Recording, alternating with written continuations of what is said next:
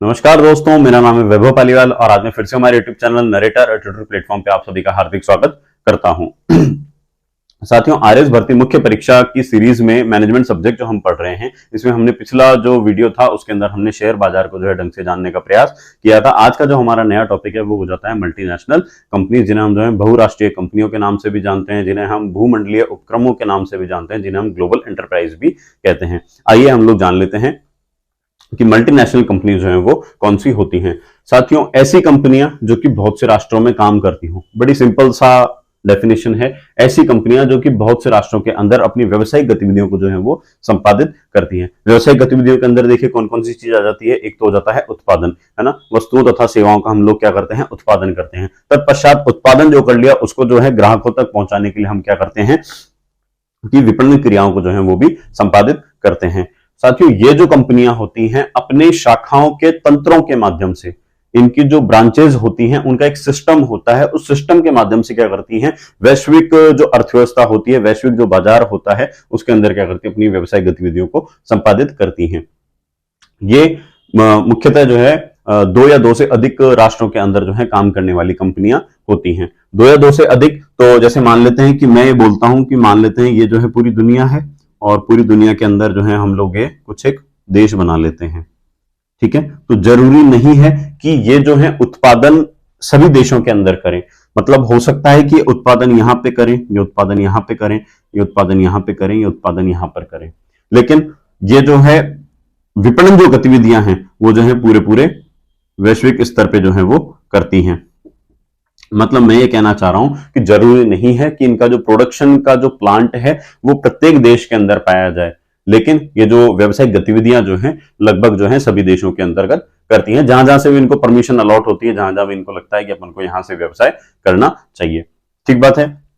चलिए, तो बहुराष्ट्रीय कंपनियां जो होती हैं साथियों, ये ग्लोबल कंपनियां होती हैं। ये मुख्यतः जो है विकसित देशों के द्वारा जो है वो बनाई जाती हैं। क्यों विकसित देशों के द्वारा ही? क्यों? क्योंकि वहां पे जो है साथियों, चाहे हम बात करें इंडस्ट्रियल रिवॉल्यूशन की, औद्योगिक क्रांति की अगर हम बात करें, तो वहां से क्या था कि ऑलरेडी उन लोगों ने जो चीज हम आज एक्सपीरियंस कर रहे हैं, जितना प्रोडक्शन हम लोग आज कर रहे हैं उससे कहीं गुना ज्यादा इन लोगों ने जो है जिस टाइम पे औद्योगिक क्रांति आई थी उस टाइम पे जो है ये लोग करके खत्म कर चुके हैं। मतलब आज की डेट में अगर हम बात करें, इनका जो विकसित देशों के अगर जीवन की जो शैली है, जीवन शैली की बात करें, लाइफ स्टैंडर्ड की अगर हम बात करते हैं, तो वो जो आज हम क्या पढ़ते हैं, 17 एसडीजीज पढ़ते हैं, 7 सस्टेनेबल गोल्स पढ़ते हैं। ये जो विकसित देश होते हैं ये इन 17 सस्टेनेबल जो गोल्स हैं इनको, इनके मानकों को जो है वो बहुत अच्छे से पार कर चुके हैं। एक जो है आदर्श जीवन शैली को जो है ये विकसित देश जो है वो जी रहे होते हैं।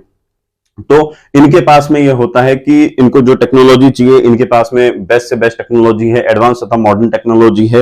इनके पास में जो है हर एक सुख सुविधाएं इनके पास में पूरी हैं, पैसा इनके पास में, पूंजी जो है इनके पास में पूरी पूरी है। तो ऐसे में ये लोग खर्च करने के लिए कहां जाएं? तो जो विदेशी जो विकसित जो देश के नागरिक होते हैं वो ऐसे में क्या करते हैं, कुछ एक ऐसी कंपनीज होती हैं जो कि एमएनसीज बनती हैं और उनके अंदर जो है अपना क्या करते हैं, पैसे को इन्वेस्ट करने का प्लान करते हैं।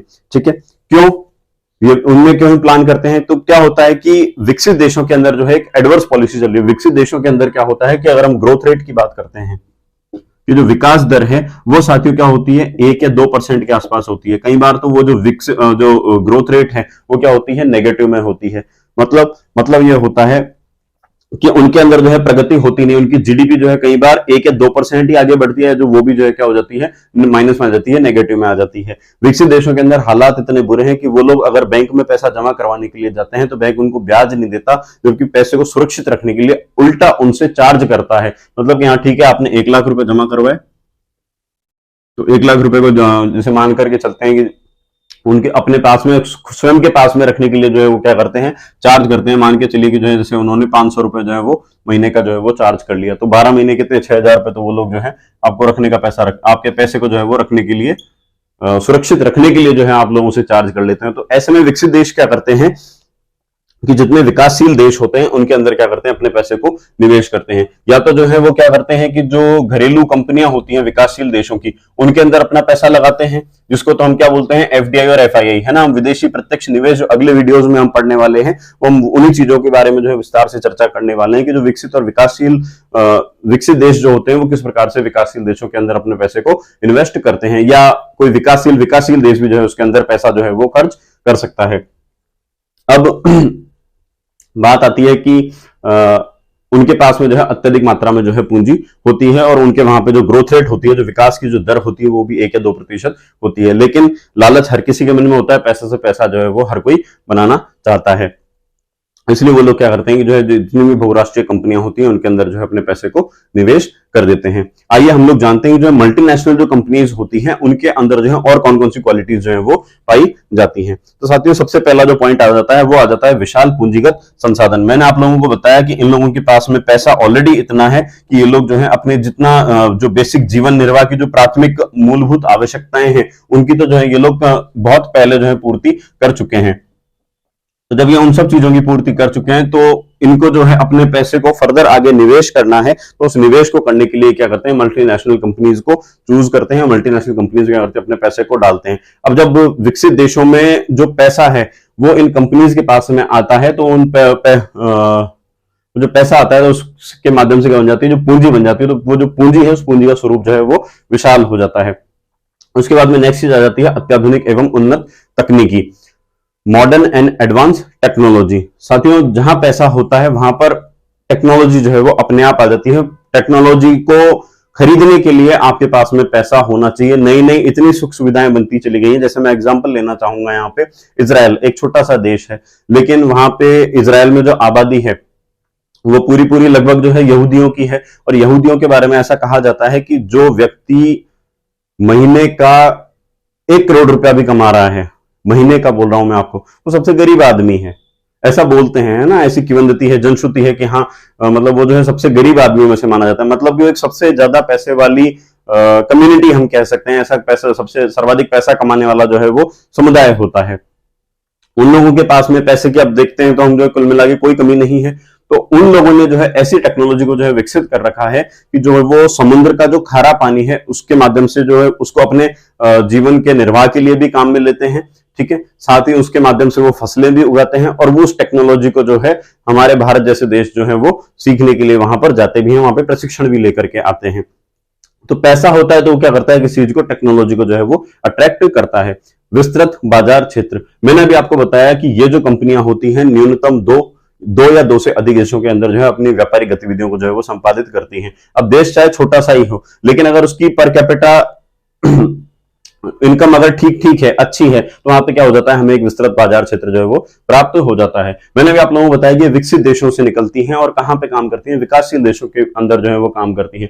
मान लीजिए मैं बात कर लेता हूं केवल 5 देशों की, BRICS, ब्रिक्स कंट्रीज हैं, ब्राजील, रशिया, इंडिया, चाइना और साउथ अफ्रीका, ठीक है। इन देशों में, अगर इन 5 देशों में भी अगर कोई कंपनी काम करती है तो विश्व की लगभग 41% जनसंख्या जो है इन 5 देशों के अंदर जो है वो निवास करती है। तो देखिए आप अपने आप में कितना बड़ा जो है बाजार का क्षेत्र जो है इन लोगों को प्राप्त हो जाता है। अब नेक्स्ट हम देख लेते हैं कि उत्पाद के साथ साथ ये लोग जो है वो सेवाएं भी जो है वो प्रदान करते हैं। आप कोई भी एक इनका प्रोडक्ट परचेज करते हो तो उसके साथ साथ क्या करते हैं, आपको बैक एंड पे कुछ जो है सर्विसेज भी प्रोवाइड करवाते हैं। जैसे ये लोग जो है आपको जो है एनुअल मेंटेनेंस दे देते हैं, है ना, free of cost annual maintenance दे देते हैं। जैसे आपने एक कंपनी का नाम सुना होगा, अब तो जो इंडिया के मार्केट से तो गायब भी हो चुकी है, शेवरले कंपनी आती थी, शेवरलेट बोलते थे अपन, है ना। जैसे शेवरलेट की स्पार्क आती है, शेवरलेट की टवेरा आया करती थी, है ना। तो वो क्या कंपनी क्या किया करती थी, 3 साल तक की एएमसी जो है आप लोगों को प्रोवाइड करवाती थी कि आप जो है फ्री ऑफ कॉस्ट जाकर के वहां पे सर्विसिंग करवा करके आ सकते हो, है ना। तो ये क्या होती है, मल्टीनेशनल कंपनीज होती हैं जो कि अपने प्रोडक्ट जो दिया प्रोडक्ट के साथ साथ क्या करती है, बैक एंड पे आपको सर्विसेज भी जो है वो रेंडर करती है, सर्विसेज जो है वो प्रोवाइड करवाती है। अधीनस्थ संस्थान, अधीनस्थ संस्थानों से यहाँ पे तात्पर्य यह है साथियों जो ये ग्लोबल कंपनीज होती हैं ये खुद से आकर के जो है किसी भी देश के अंदर, जो किसी भी देश के बाजार के अंदर जो है वो काम नहीं करती है। ये क्या करती है कि जो घरेलू कुछ एक कंपनियां होती हैं उनसे क्या करती है, पार्टनरशिप करती हैं और उनके माध्यम से जो है ये क्या करती है, किसी भी देश के अंदर व्यापारिक गतिविधियों को संपादित करती है। जैसे इसका लिए मैं आपको एक बेस्ट एग्जांपल बता दूं, एप्पल जिनके अपन आईफोन या जो क्या होते हैं अपने टैबलेट्स वगैरह काम में लेते हैं अपन, है ना। एप्पल जो कंपनी है ये इंडिया में अपने पार्टनर्स बनाती है, उन पार्टनर्स के माध्यम से जो है व्यवसाय को संपादित करती है। अगर आप लोग एप्पल का आईफोन का फोन वगैरह यूज करते हैं तो आपने नहीं देखा होगा कि आप जो है एप्पल के स्टोर पे जाकर के लेकर के आए हो, नहीं। जैसे एप्पल का जो है इमेजिन करके एक स्टोर है, इमेजिन एक कंपनी है और इमेजिन के साथ में एप्पल का जो है कोलैबोरेशन है, उसके साथ में उसका जो है पार्टनरशिप है और उसके माध्यम से जो है वो क्या करते हैं, इंडिया के जो बाजार है उसके अंदर जो है अपनी व्यावसायिक गतिविधियों को पूरा करते हैं। विकसित विकासशील मैंने आप लोगों को बता दिया कि मूलतः क्या होती है, मुख्यतः ये कंपनियां जो है विकसित देशों के अंदर, जो इनका मूल राष्ट्र जो होता है, जिनका हेडक्वार्टर होता है वो तो विकसित देशों के अंदर होता है, क्योंकि ये जो है अपनी जो गतिविधियां हैं उनको कहां ले जाकर संपादित करते हैं, विकासशील देशों के अंदर ले जाकर संपादित करते हैं। क्यों? क्योंकि विकासशील देशों की जो अभी हमने यहाँ पे ग्रोथ रेट की बात करी थी कि इनकी जो विकसित देश है इनकी जो ग्रोथ रेट है वो 1 से 2% होती है, तो विकासशील देशों की जो है वो 7 से 10% और कई बार जो है वो इससे भी ऊपर जो है वो निकल जाती है। ठीक है, तो ये क्या करते हैं, इसलिए इन्वेस्ट क्या करते हैं वो विकसित देशों से निकलकर विकासशील देशों के अंदर जो है वो इन्वेस्ट करते हैं। एफडीआई नियम, एफडीआई साथियों अगला जो नेक्स्ट हम जो वीडियो जो पढ़ने वाले हैं वो हम फॉरेन डायरेक्ट इन्वेस्टमेंट के ऊपर एफडीआई और जो एफआईआई है विदेशी संस्थागत जो निवेश है उसके ऊपर ही हम पढ़ने वाले हैं। कोई भी जब विदेशी कंपनी किसी एक देश के अंदर जाकर के क्या करती है, अपनी व्यवसायिक गतिविधियों को संपादित करती है, तो उसके ऊपर क्या होते हैं, कुछ एक प्रतिबंध लगाए हुए होते हैं, कुछ कंडीशंस लगाई हुई होती है कि एक स्पेसिफिक सेक्टर के अंदर जो है कितना पैसा विदेशों से जो है वो स्वीकार किया जा सकता है, कितना प्रतिशत जो है वो लोग वहां पर निवेश कर सकते हैं। तो ये जो कंपनियां व्यवसाय करती हैं किसी भी घरेलू देश के अंदर, वो क्या करती हैं, एफडीआई जो नियम होते हैं उनके अनुरूप ही करती है, उनका अनुपालना के साथ ही जो है व्यवसायिक गतिविधियों को पूरा करती हैं। घरेलू कंपनियों की अपेक्षा, घरेलू कंपनियों की तुलना में जो है ये कंपनियां क्या करती हैं, अधिक गुणवत्तापूर्ण उत्पाद बनाती हैं, तथा ये जो घरेलू कंपनी होती है, घरेलू कंपनियों से अपेक्षाकृत जो है वो अपने जो कर्मचारी होते हैं उनको क्या करती है, वेतन भत्ते और जो सुविधाएं हैं वो भी ज्यादा मुहैया करवाती हैं, उपलब्ध करवाती हैं। आइए हम लोग जान लेते हैं मल्टीनेशनल जो कंपनी होती है उसके माध्यम से जो कोई घरेलू देश है, जो कोई डोमेस्टिक कंट्री है, जो कोई होस्ट कंट्री है, उसको क्या क्या बेनिफिट्स जो है वो हो जाते हैं। ठीक है, बेनिफिट्स बताऊं उससे पहले मैं वही कह दूंगा कि एक बार लाइक शेयर और सब्सक्राइब जो है आप लोग करते रहें। चलिए देखते हैं मल्टीनेशनल कंपनी साथियों जब आती हैं, और मैंने भी आपको बताया था कि ऐसा जरूरी नहीं है कि ये जो है हर एक देश के अंदर जो है वो प्रोडक्शन करें, हो सकता है प्रोडक्शन यहाँ करें, यहाँ करें, यहाँ करें, है ना, और यहाँ कर दें, लेकिन इन देशों के अंदर जो है वो नहीं करें। मान करके चलिए जहां भी कहीं इन्होंने प्रोडक्शन की यूनिट लगाई है, अपने प्लांट को एस्टेब्लिश किया है, तो वहां जैसे जैसे प्रोडक्शन बढ़ेगा तो प्रोडक्शन करने के लिए इनको एम्प्लॉयज की आवश्यकता होगी। एम्प्लॉयज जो है वो क्या करेंगे, उससे क्या, उसके माध्यम से क्या होगा, एम्प्लॉयमेंट जो है वो बढ़ेगा, रोजगार जो है कहीं ना कहीं बढ़ेगा, रोजगार बढ़ेगा। मैंने भी आप लोगों को बताया कि जो है ये लोग अपने जो कर्मचारी होते हैं वेतन भत्ते और सुविधाएं भी जो है वो अधिक प्रोवाइड करवाते हैं। अब जब एम्प्लॉयज को वेतन भत्ते और सुविधाएं और अधिक मिलेगी तो उससे क्या हो जाएगा, उनकी जो प्रति व्यक्ति आय है उसके अंदर जो है वो वृद्धि होगी, और जो प्रति व्यक्ति आय के अंदर वृद्धि होगी तो उससे फिर वही बात आ जाती है कि जो उनका जीवन स्तर है उसके अंदर जो है कहीं ना कहीं वृद्धि देखने को मिलती है। ठीक बात है। अब देखिए दूसरी चीज क्या होती है, देश के अंदर जो है वो अत्याधुनिक एवं उन्नत जो है तकनीकी का जो है वो प्रवेश होता है। वो जो अत्याधुनिक और जो उन्नत तकनीक है, मतलब मॉडर्न और जो एडवांस टेक्नोलॉजी है, वो देश के अंदर जैसे इंट्रोड्यूस होती है तो ग्राहकों के लिए जो है वैश्विक मानक के उत्पाद जो है वो बनाए जा सकते हैं। उनके माध्यम से ऐसे ऐसे उत्पाद बनाए जा सकते हैं जिनसे कि जो वेस्टेज जो है वो बिल्कुल नेग्लिजिबल सा हो या बिल्कुल हो ही ना, है ना। इन अगर अपन मॉडर्न और एडवांस टेक्नोलॉजी को लेकर के आते हैं जो कि किस पर बेस्ड है, जो कि आपकी रिन्यूएबल एनर्जी पर बेस्ड है, जो कि आपके एनवायरमेंटल फ्रेंडली है, इको फ्रेंडली है, तो वो क्या होती है, देश के लिए जो कहीं ना कहीं जो पॉल्यूशन या जो ग्लोबल वार्मिंग जैसी सिचुएशंस होती हैं उनसे भी जो है कहीं ना कहीं बचाने में आपको हेल्प करती है।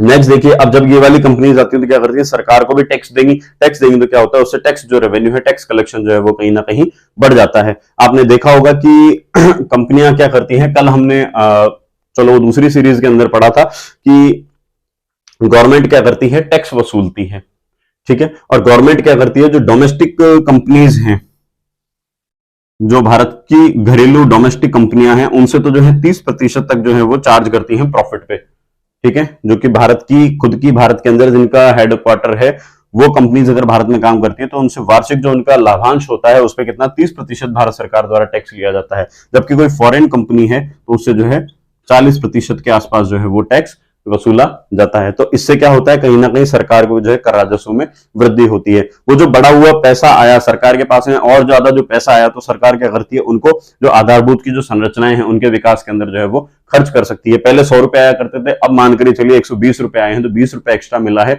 उस एक्स्ट्रा 20 रुपए को जो है वो आधारभूत संरचनाओं के विकास के अंदर खर्च किया जाएगा। फिर मैंने आपको बताया ग्राहकों को जो वैश्विक मानक के उत्पाद, हाँ ठीक है, ये चीज तो यहां से अपनी क्लियर हो जाती है कि उनको जो है क्या हो जाता है, वैश्विक मानक के उत्पाद जो है उपलब्ध हो जाते हैं। साथ ही जो ग्राहक होते हैं, इन ग्राहकों के पास में क्या हो जाते हैं, अब और अधिक विकल्प जो है वो उपलब्ध होते हैं, कि अब उनके पास में जो है ऐसे विकल्प भी हैं जो कि वैश्विक स्तर के या वैश्विक मानक के अनुरूप हैं। तो साथियों इस हिसाब से, इस प्रकार जो है हमारा जो है मल्टीनेशनल कंपनी, जो बहुराष्ट्रीय कंपनियों और टॉपिक जो है यहाँ पर समाप्त होता है। मिलते हैं हम लोग हमारे नेक्स्ट टॉपिक में, जिसमें हम लोग जो है विदेशी निवेश अर्थात एफडीआई तथा एफआईआई के बारे में चर्चा करने वाले हैं। Thank you so much.